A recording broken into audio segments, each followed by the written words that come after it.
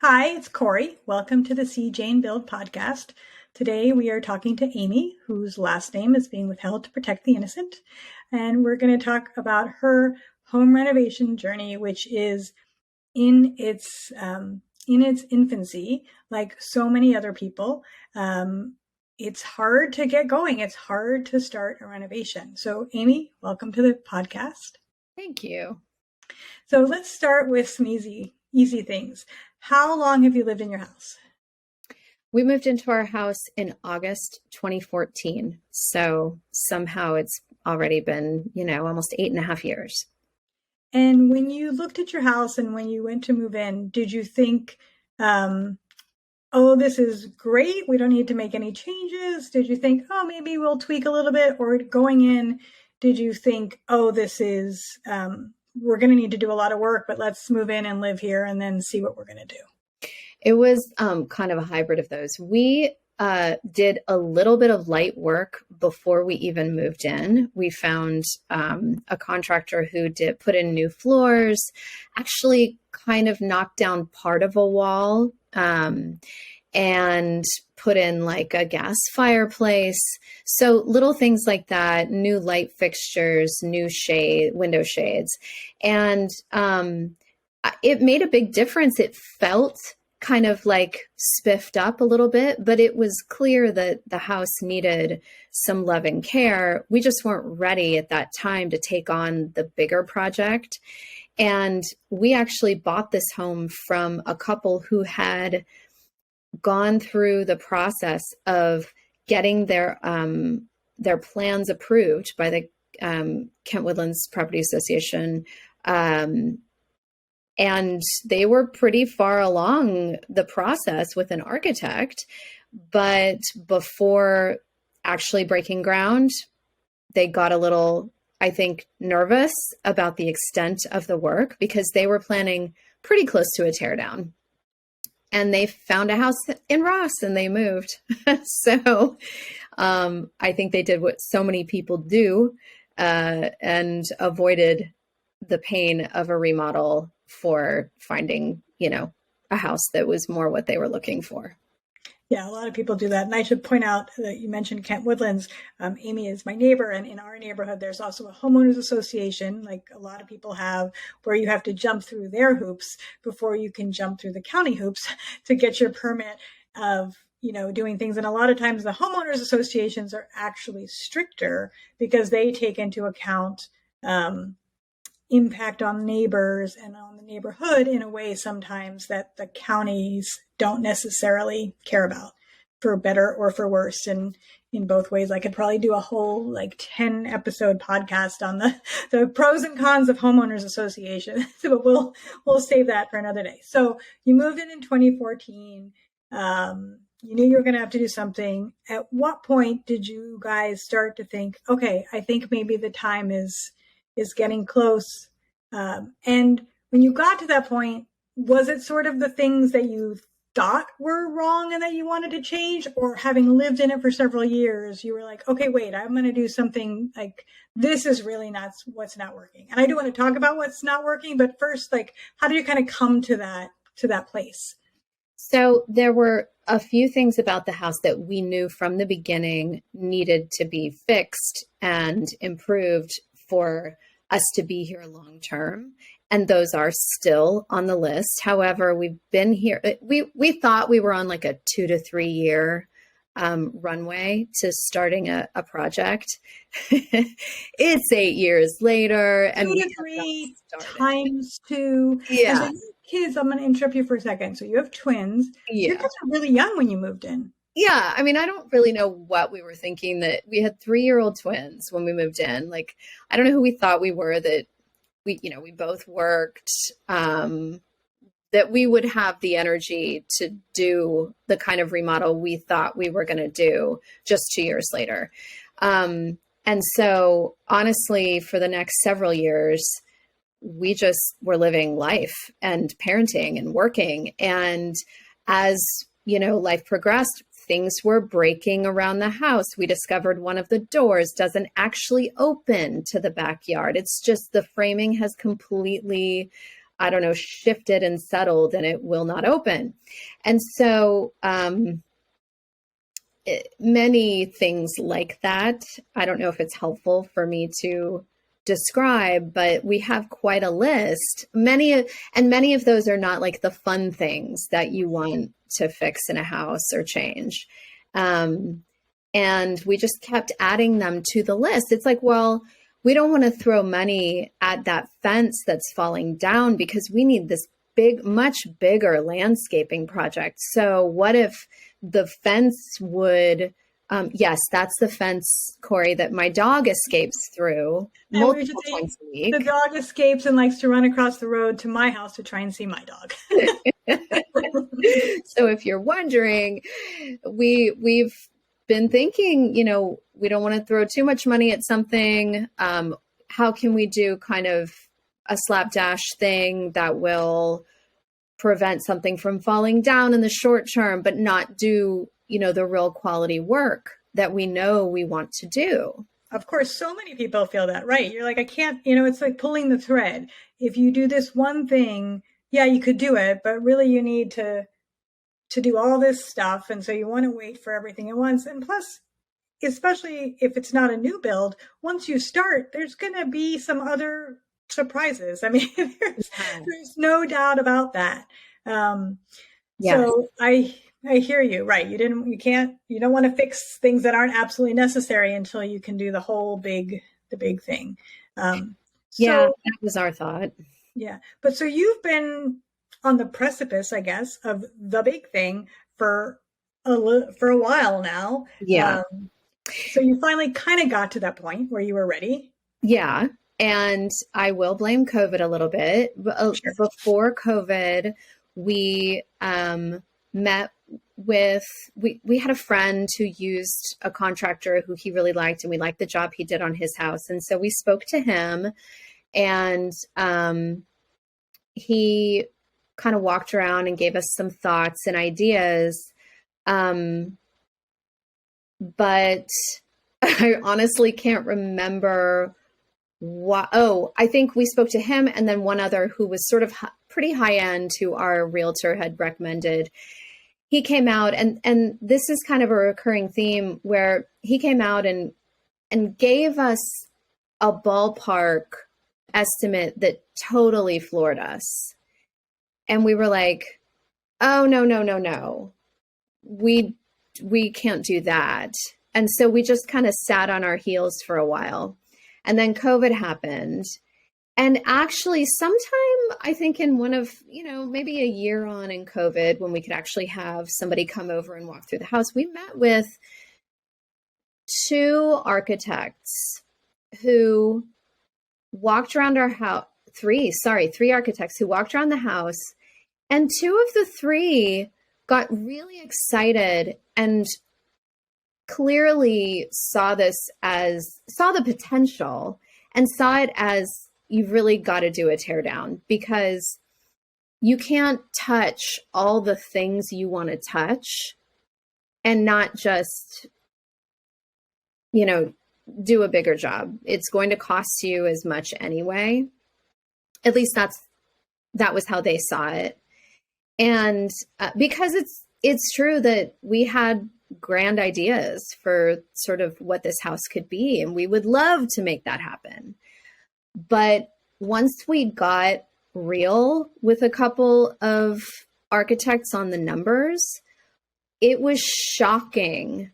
Like the estimates we were getting, I feel like in the early days, it was closer to like 500 a square foot. And then it made its way up to like 1,000 a square foot.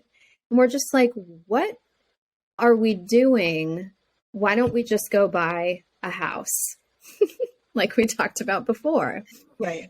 So we put the architects on ice and started to do a little house shopping and talk to our realtor. And honestly, there's not much out there that has.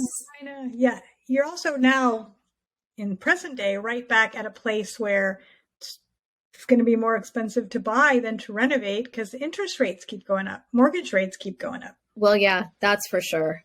That's for sure now. Yes. Even back, it was probably early winter 2022 when we were looking at a few houses, and it wasn't, there were a few options that may have been sort of kind of what we were looking for in the right price range, but they didn't have, we've got some amazing things going for us here, including our view of Mount Tam. We've got this beautiful nature, hiking trails within walking distance, and we're just having a really hard time letting go of those things in order to get a house that's more done. There also just aren't that many houses that are like done. There are And so done many in a way houses that works. Yeah. Yeah. I mean, there's something to be said to being able to either start from scratch or renovate and jerry rig your house to make it work for you. So let's talk for a second about what's not working. And I have the benefit, I've been in Aimee's house. So we've talked about some of the things that aren't working. And, you know, size wise, your house is a very acceptable size for a family of 4 humans and 1 Ollie. Yeah. So, you know, the overall footprint of your house is perfectly fine. But talk a little bit about, you know, what do you see as the major flaws in your current iteration of your house? Okay, sure. So to give people a sense, it's a 5-bedroom home. A few of the bedrooms, though, are quite small. It's 3,500 square feet. It's mostly on one level, but it has a second level add-on that I'll describe in a minute. But when we first bought the house, immediately we were happy with the size of the master or primary bedroom, Yep. but we saw the bathroom, and it's just like, you look at it and you're like, I'm sorry, what? Who thought this was a good idea? An architect built and lived in the home, and he thought it would be cool to not have a wall separating the bathroom and the bedroom. And it just looks ridiculous. It looks ticky-tacky. Some And hotels have that now, and I don't get it. it's a terrible idea. So it poses, you know, some practical problems. Yeah. And I cannot believe we've been living with it for 8 years. Luckily, the toilet does have its own, like a door that closes. But still, right. Still. And the bedroom is a really nice size, but there are things like it just has one teeny tiny vent over in a corner. You know, that's not a fun change, but it would improve. Necessary. Yes, it would improve it is freezing in here in the winter and really hot in the summer, even though we have central air conditioning and heating. It just doesn't really work in here. So those are clear changes that we wanted to make. Then I'll skip right over to this addition that was built onto the house. The house was built in the 60s, but I think the addition was added like in the 80s. And it adds, I don't know, like 500 square feet or maybe a little more. 3 bedrooms that are like, 10 by 10, 10 by 12, and one shared bathroom for all 3. The addition feels like an afterthought.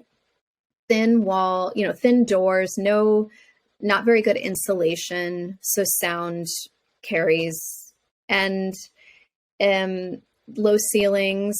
You know, it just feels kind of cheap and like an afterthought. So our kids appropriately live up there, and we've had an au pair who's lived up there in a room without a closet, which is ridiculous.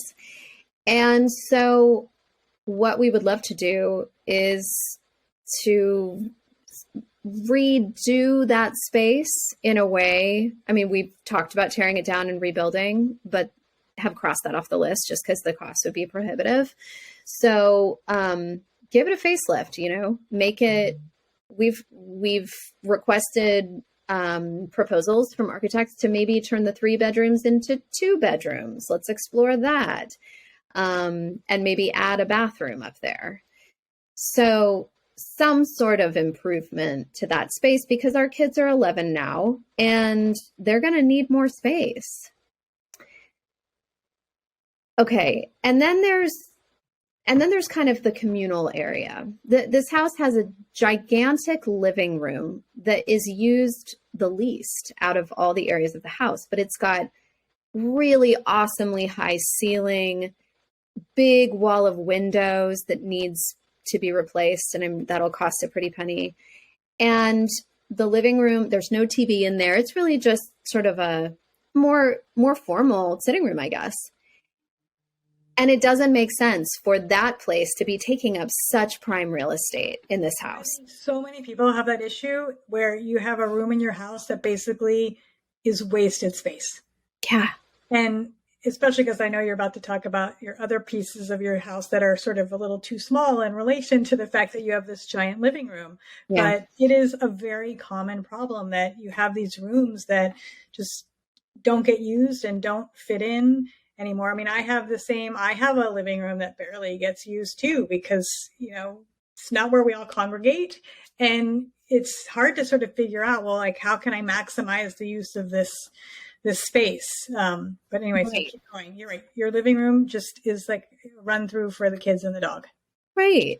And then it's next to it's all sort of open flow to the dining room and the kitchen, but the kitchen is kind of what is that called? A railroad? Yeah, like a galley kitchen. Yeah, a galley kitchen, long and narrow. And you just look at that and you think there's got to be a better way to orient things to make the kitchen bigger and that living room smaller. And so that is that my husband and I just don't have the skills or the vision to understand how that might be done. So that is something that we need a designer. How should you? That's why they're architects. You need to be able to say, you as a homeowner, and you've done this, we've talked about this, your job is to say, this isn't working because X, Y, and Z, and these are the things we feel like we need to make it work, in the sense of, it needs to open to the outside. It needs to be bigger. It needs to be that two people can cook in it at the same time, or whatever it is that you need. But then once you document that, it is the architect's job to say, okay, let me take your wants and your needs, and they'll give you the vision. Like, you don't need to say, this is how I think it should lay out. Of course not. That you would never be able to do that. No. I mean, maybe you could draw it out, but it wouldn't necessarily be a way that would really be functional. No offense. Right. Yeah. No, none taken. That's so true. And then finally, we've got a little family room where we all cram into it next to the kitchen. We all cram onto the couch and a couple side chairs to watch TV and watch movies. And it's ridiculous. We can't host a Super Bowl party because there's no room for anyone. And it's not like I'm dying to do that, but it's, you can just imagine it's not, it doesn't feel like the place where the family has space to relax. Right. And so one of the things that, and as the kids get older, they're going to want more spaces to hang out where we're not lurking around. And they're going to need a space with a door. Like that room, yeah. I've had the privilege of being in this house. That room has no walls, no doors. Yeah.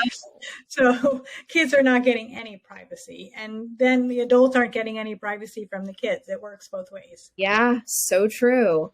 And so one of the ideas that I still think is a good one is we went to a friend's house where they had really finished the garage in a way that it was insulated.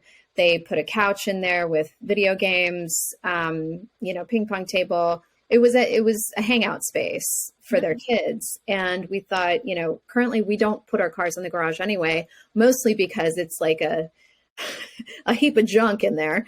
And so we're still, that's still on our list to explore as a good solution, because otherwise we'd have to talk about extending the second story over other parts of our house. And we've been told that can get really expensive.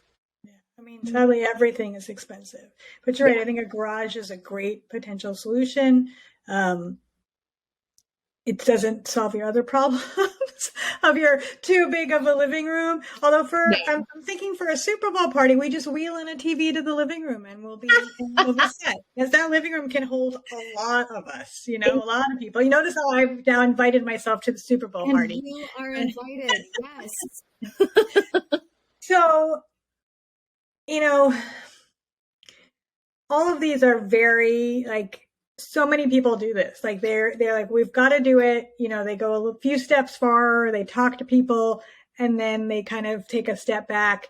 And obviously you're doing it at a time where it's coming off of COVID. It's all the supply issues. Now, inflation is crazy. So you've got all these added sort of external factors that make the decisions more challenging because it makes everything slower and more expensive. Yeah. But how do you see, like, what's going to get you to the next phase? And before you answer that, I guess I'm curious, and I know you both, so you can be, you can answer as much or as little as you like, but do you feel like you and your husband are on the same path and on the same page? Because a lot of times also, it's butting heads to even figure out what you want or how do you move forward?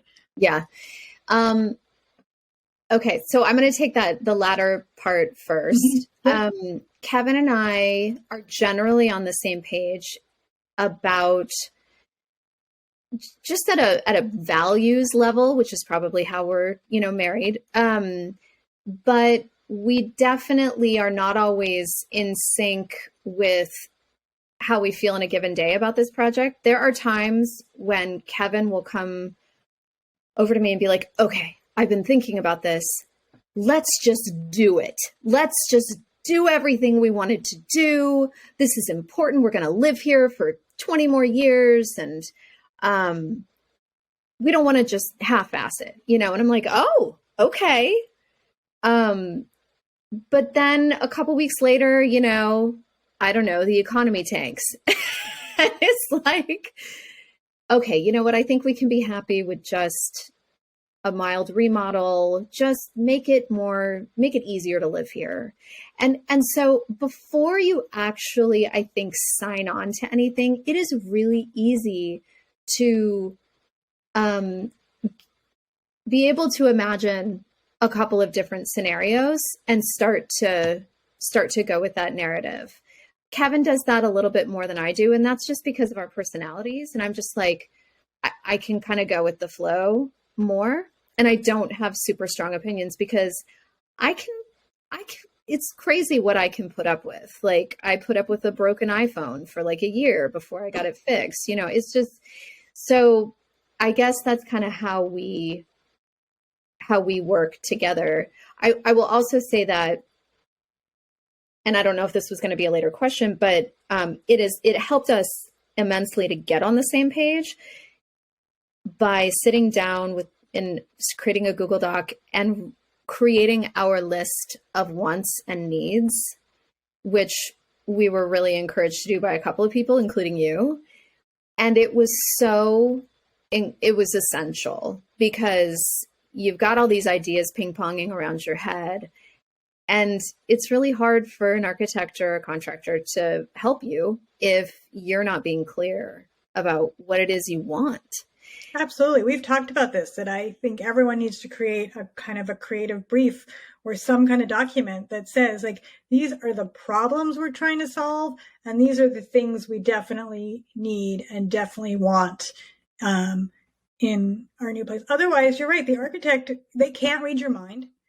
And what they see is not necessarily what you see. Mm-hmm. And then you're in this vicious cycle and you're paying more money and more money and more money to get to a design that you like. And then, of course, you have to bid it out, and then the numbers come back and you're like, whoa, wait, what?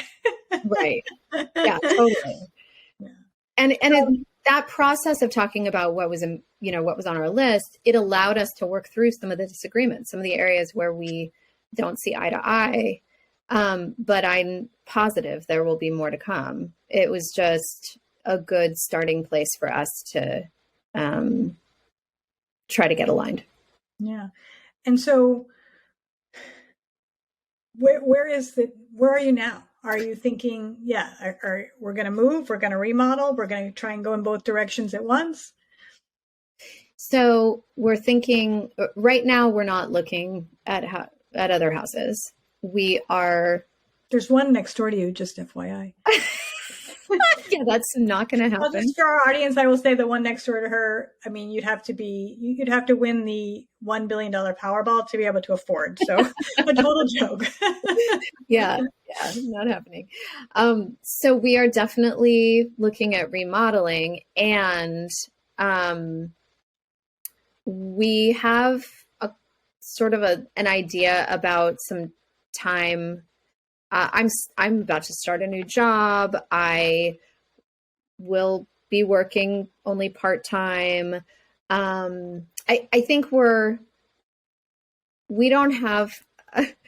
Okay, the reason I'm struggling with this is I don't know really, but we know that our next step is to contact. We have a couple of people in mind who we've spoken to in the past, architects who are not, you know, the super dream remodel people, but instead people who we think we can work with to make this thing better and do it in a way that's more practical, but maybe not perfect, you know? And I think it's going to be that architect that we end up working with who can be creative with us and kind of not take on too much. And I think that it's really important. I think of the concept of people saying, oh, I want my dream home and I need all this stuff and it needs to be my dream home. And I think that's almost as silly as saying there's one soulmate and one Mr. Right or Miss Right for everyone, because every home that you're in needs to be right for the time that you're living in it. And then you're going to maybe find, even if this is your forever home, it doesn't need to be a dream home with this remodel. Like, it's okay to make it okay. I mean, you want it to be good. You don't want shoddy work, obviously. Like, let's take quality out of it. You obviously want a good quality renovation. Yeah. But I think so many people think, oh my gosh, like it's got to be my perfect dream home. And it doesn't, because that is not always feasible for people. Yeah.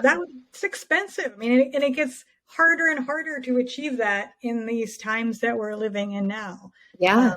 So I think, accepting that it's going to be, Mr. Right now instead of Mr. Right is okay. That's right. I'm totally on board with that. I hear you. And like 5 years ago, people were telling us just, oh, it's so expensive right now. It's so hard to find a contractor, an architect. Just wait, like it should get better in a couple of years.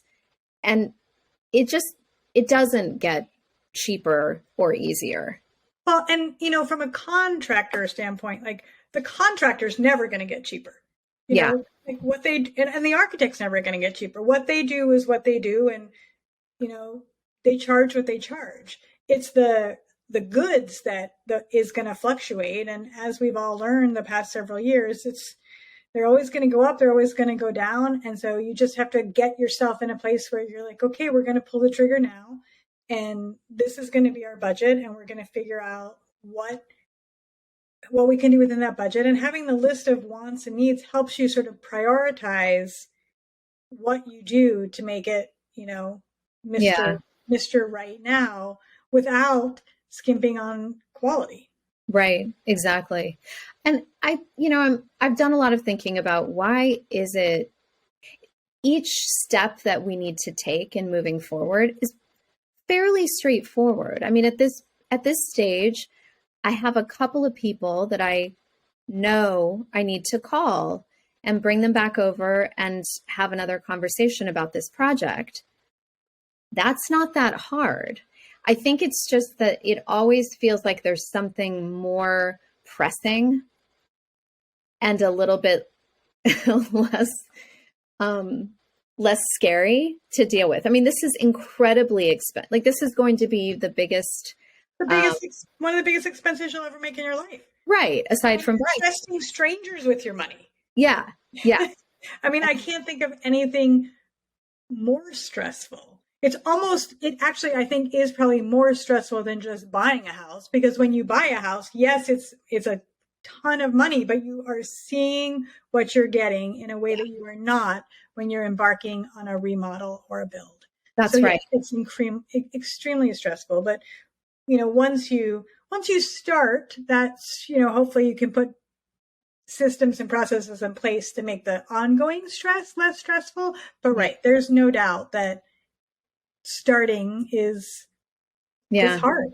I don't It, want to cheapen it by saying it's like starting working out again, but it's that same thing. Like until you do it, you're like, oh my God, I can't go to the gym. Why am I? And once you start, you're like, oh man, why didn't I start this sooner? I feel great. yeah. Yeah. That is true. I totally believe you.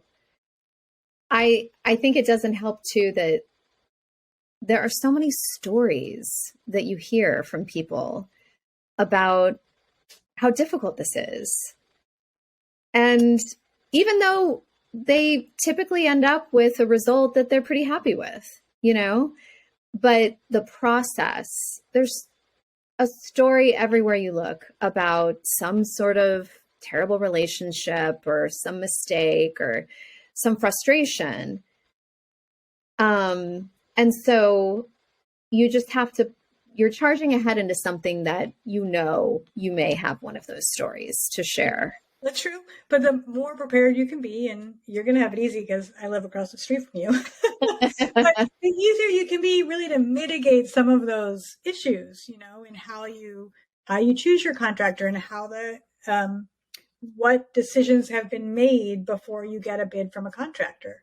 For Yeah. example, if you already know what kind of, let's say you're redoing your kitchen and you're going to have all new kitchen cabinets, well, a contractor will give you a bid with, an allowance for kitchen cabinets. But if you can decide ahead of time, well, we're going to do custom cabinets, or we're going to do IKEA cabinets, or we're going to do IKEA cabinets with a semi-handmade front, then the bids get actually relevant, as opposed to this amorphous allowance, which never works in the homeowner's favor because it's always more expensive. So there are ways up front to make the process less stressful. And also things like getting a timeline of how are things going to happen in the project, and what is the order in which I actually need to make my decisions and when. Yes. So that we know what's coming and we're not rushed, and then you're not holding up any execution, and things sort of can go according to plan. Now, that's obviously, there can be surprises along the way, but the more you can do ahead of time, I think the easier it is for everyone going forward. Yes. I will be getting all of this advice from you. But yeah, so there's a lot that you can do to sort of make the process go smoother. So I guess to wrap it up, I'll just say you probably feel like you are like, oh my God, what are we doing? And everyone else, they might have horror stories, but everyone seems to be doing it. You are so not alone in this sort of fits and starts and how do we move forward. You'll get there, and it will be before you're 80. All right. Probably even before your kids go to college, maybe even before they learn how to drive. So hopefully. Exactly. That's the thing. I would like for these improvements to be enjoyed by my children before they move out. Yes. That's the goal. Good. All right, well, Aimee, best of luck with your project, and thank you so much. Thank you, Corey. This was fun. Bye.